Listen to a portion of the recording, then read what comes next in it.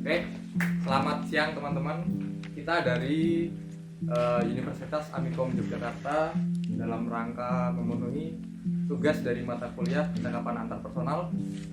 Pada siang hari ini kita akan mewawancarai seorang tokoh yang mungkin sudah sangat profesional berkecimpung di dunia sosial, khususnya di perjuangan perburuhan. Beliau adalah seorang wakil ketua Partai Buruh Yogyakarta. Bagaimana keseruannya? Kita mungkin langsung aja masuk ke kantornya. Nih kita sudah berada di depan kantor. Oke, langsung masuk saja teman-teman. Ya, langsung masuk. Permisi Pak. Oh ya, kami dari Universitas Amikom Pak. Siang hari ini ingin mewawancarai Bapak terkait tentang gimana sih perjalanan karir Bapak selama ini. Oke, monggo selamat datang.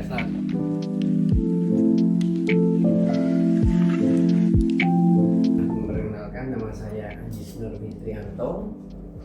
Posisi saya selaku di Partai Buruh selaku wakil ketua Exco Provinsi Partai Buruh Daerah Istimewa Yogyakarta. Terkait dengan latar belakang saya sebenarnya sudah sejak lama ya berkecimpung di dunia sosial sebelum masuk ke Partai Buruh. Dulu adalah saya pengurus serikat pekerja, khususnya saya membawai serikat pekerja di PT Hero Supermarket. Itu adalah bagian dari saya. Kebetulan saya membawai SPHS untuk wilayah DIY dan Jawa Tengah. Ya, saya sudah berkecimpung di dunia serikat pekerja sekitar hampir 20 tahun, khususnya di SPHS. Karena posisi saya itulah akhirnya saya menjadi pengurus di Partai Buruh. Karena jelas latar belakang Partai Buruh pendirinya adalah serikat buruh atau serikat pekerja. Basis masanya adalah di situ. Latar belakangnya seperti itu. Memang tidak mudah untuk menjadi di posisi sampai sekarang ini. Ya, gitu.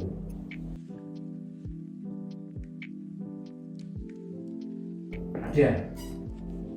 Kalau saya bilang bapak sama ibu, pertama itu ya, bapak sama ibu dulu. Bapak sama ibu dulu itu bagi saya mempunyai ilmu komunikasi yang sangat baik di level apapun, mau dari level dengan level yang sama sampai di level tingkat atas, dengan pergaulan cara beliau berinteraksi, komunikasi dan sebagainya itu memang sangat baik dan sangat luas.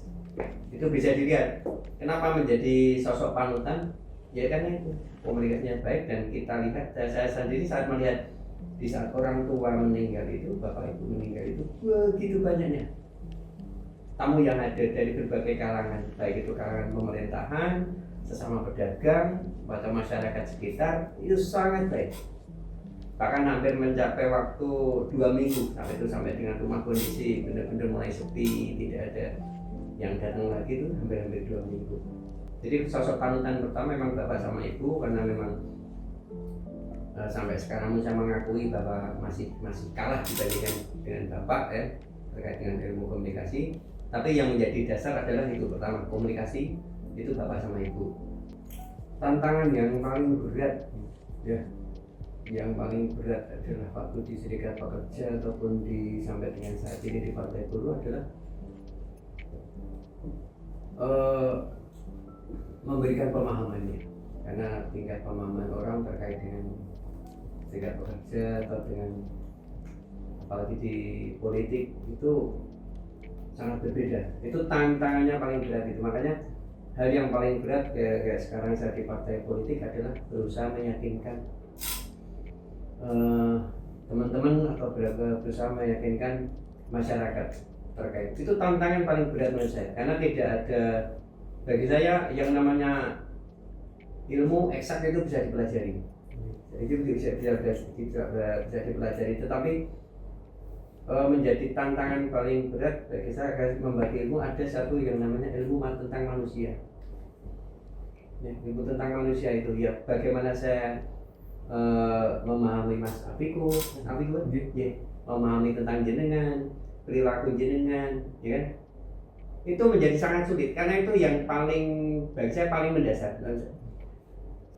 tantangan terberat itu ilmu manusianya, berusaha meyakinkan orang lain itu yang paling berat bagi saya. Karena pribadian tiap orang kan berbeda. Betul.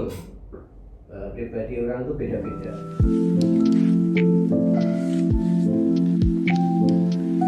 Ada satu hal mas, yang bagi saya itu menjadi prinsip yang sampai sekarang itu saya pakai, karena lebih banyak dari saya itu jiwa sosialnya, yaitu di saat saya kan kerja sekitar hampir 24 tahun sampai dengan di PHK.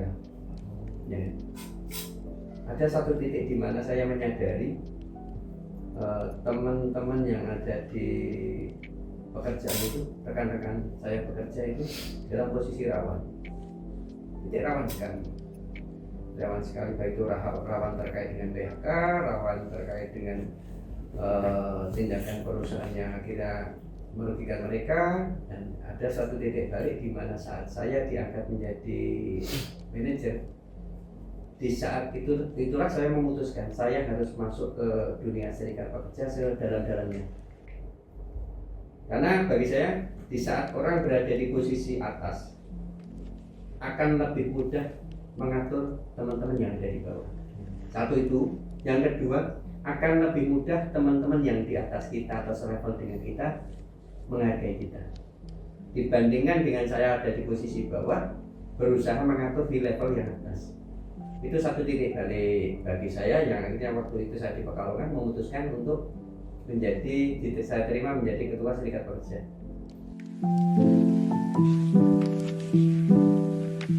Kalau saya sampai saat ini masih ada satu ya, beberapa yang satu integritas termasuk di situ adalah kejujuran, disiplin dan sebagainya, ada di situ integritas. Yang kedua adalah tentang yang tadi saya sampaikan tentang ilmu manusia. Itu yang paling penting karena saya sudah ngobrol dengan beberapa dosen ya. Kebetulan saya juga aktif dengan teman-teman di Mercu Buana, terus dengan UGM dan UNJ terkait hal ini, ketemu mereka ngobrol. Satu poin yang paling penting adalah tentang ilmu manusia. Seberapa tinggi kemampuannya ilmu penjaringan, pendidikan penjaringan semua, tanpa bisa menerapkan ilmu manusianya, saya rasa penjaringan akan kesulitan bersaing, baik itu di dalam dunia pekerjaan atau dunia pendidikan apapun lah, itu akan sulit kalau tidak bisa menguasai tentang ilmu manusia. Kemampuan kita untuk memahami lingkungan sekitar, teman-teman kita, tetangga kita, orang lain seperti itu yang menjadi kunci. Ilmu sosial, ilmu manusianya. Kalau saya sih mengatakan ilmu manusia karena saya basic saya bukan pada lulusan perguruan tinggi ya. Jadi saya menggunakan bahasa saya sendiri. Moga teman-teman bisa mengambil kesimpulan atau tidak, atau nanti bisa mengolah itu menjadi bahasa tersendiri atau tidak, tapi itulah yang saya ambil, ilmu manusianya.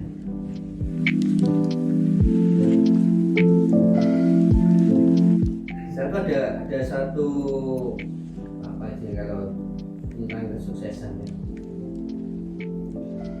Kan lebih banyak di organisasi saya ya. Ada satu prinsip di organisasi itu bagi saya sampai saat ini masih juga saya pegang adalah ketika seorang pemimpin dikatakan sukses adalah pemimpin yang bisa menciptakan regenerasi. Kalau tidak bisa menciptakan regenerasi dan organisasi itu hanya untuk dia sendiri, saya itu bukan suatu kesuksesan. Bagi saya kesuksesan ada itu, menciptakan suatu regenerasi untuk kemudian hari. Harapannya sih 1, 2, 3, 4, 5 ini juga menjadi pengusaha semua. Ya kan? Tetapi kan ada kemungkinan lain bahwa mas-mas kan menjadi kalau lawannya pengusaha itu adalah buruh. Ya kan? Disadari atau tidak sadari ya itulah bahwa kita itu sebenarnya kita saat kita masih mengenyam pendidikan adalah kita adalah calon-calon buruh di Indonesia. Ya jadilah buruh yang berintegritas. Kemudian ada satu prinsip, di saat kita bekerja itu tidak ada yang namanya zona nyaman atau zona aman, nggak ada. Walaupun kita dekat kita kerja sudah baik, ya pekerjaan kita bisa dipertanggungjawabkan, nggak ada. Itu sih pesan saya, cuma satu yang tadi itu, ilmu manusianya teman-teman harus itu lebih banyak berkomunikasi, lebih banyak memahami tentang itu. Cukup sekian lah Pak wawancara dari kami. Terima kasih atas kesempatan Bapak untuk menghadiri wawancara pada siang hari ini ya.